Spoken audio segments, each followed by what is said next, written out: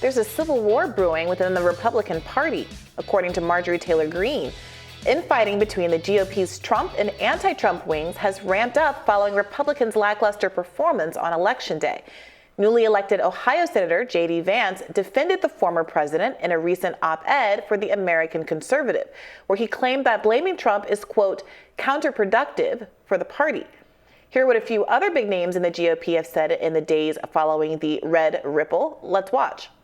I am so pissed off I cannot even see straight. The rage that I'm feeling, there are almost not words to describe it. Because this opportunity was screwed up. Donald Trump, he kept saying, we're going to be winning so much, we'll get tired of winning. I'm tired of losing. I mean, that's all he's done.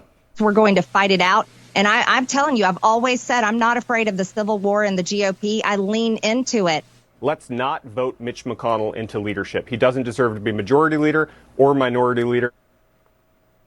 Fractures within the grand old party are perhaps most apparent in the fight for House Speaker now that the GOP is expected to take the lower chamber by smaller margins than projected. Arizona Congressman and Freedom Caucus leader Andy Biggs announced Monday that he will run for Speaker, contesting House Minority Leader Kevin McCarthy, who's long publicly eyed the coveted top spot in the House. Yesterday, Florida Congressman and Trump loyalist Matt Gaetz threw one of the first stones, vowing not to vote for McCarthy to be the next speaker, criticizing him as flight over fight when the chips are down. Representative Don Bacon told NBC News yesterday that if Republicans can't come to an agreement on speaker, he's willing to work with Democrats to elect a moderate speaker.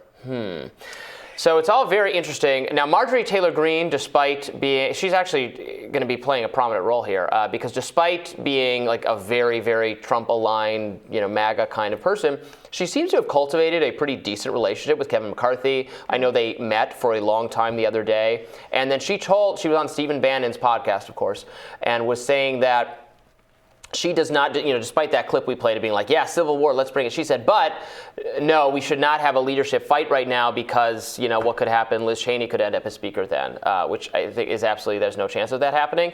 But she was using that to try to convince kind of Trumpy people that there should not be a challenge to McCarthy. So I suspect McCarthy will be able to become House Jennifer Speaker. Rubin was champing at the bit for that possibility. Liz Cheney as Speaker of the House, along with a lot of resistance libs. I got to tell you, this whole situation has really made me feel some kind of way. Because I am old enough to remember when Democrats had a narrow majority in the House and some progressives suggested that they might not vote for Nancy Pelosi to be Speaker of the House. People like AOC made it very clear when she was running for office that there was no reason to vote for someone like Nancy Pelosi, that she basically wasn't doing her job if someone like Nancy Pelosi got her uncritical support.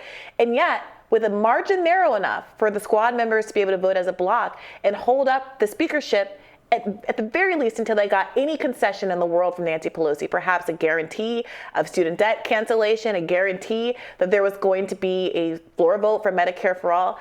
Absolutely nothing was gained. And in fact, the Democratic Party really forcefully pushed back against the idea that anyone wouldn't vote for Nancy Pelosi, despite the fact that she could be similarly blamed for some of the down ballot losses in 2020, the way that McCarthy is being blamed for his poor leadership right now. Remember, Republicans use Nancy Pelosi in their attack ads as much, perhaps more than they use Joe Biden, because she is such a deeply unpopular figure, majorities of whom back in a 2020 poll thought that she should step down. And yet there is no appetite for this at all among the Democratic Party. And I'm watching what's happening with the Republicans, and I know that there is, tension, and it is potentially has some negative downstream effects. But I frankly think it is healthy for Republicans to be recognizing that they have leverage and can deploy it in ways that ostensibly would benefit the party by picking a more effective leader. Yeah, you're right that there is nothing like what you're seeing here on the Democratic side. There's so much more falling in line on the Democratic side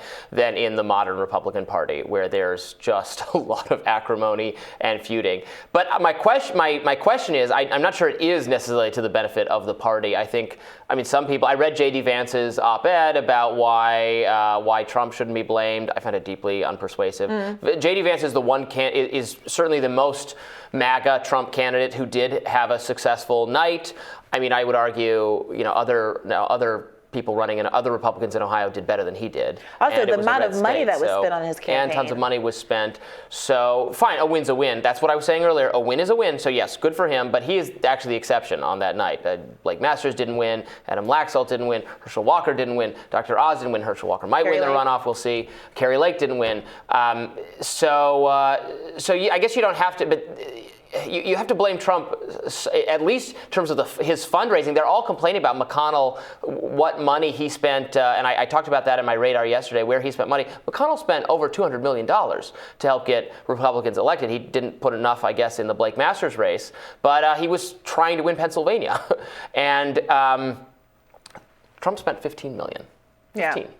So if you're going to complain that somebody's not opening up, the pocketbook, writing you a check, Trump was the guy who didn't do it. Yeah, also, what is the real likelihood of Republicans crossing the aisle and joining with Democrats to get a moderate elected? Because what was so funny is when the counterexample was raised, the force the vote conversation was all about the risk of Kevin McCarthy being Speaker of the House.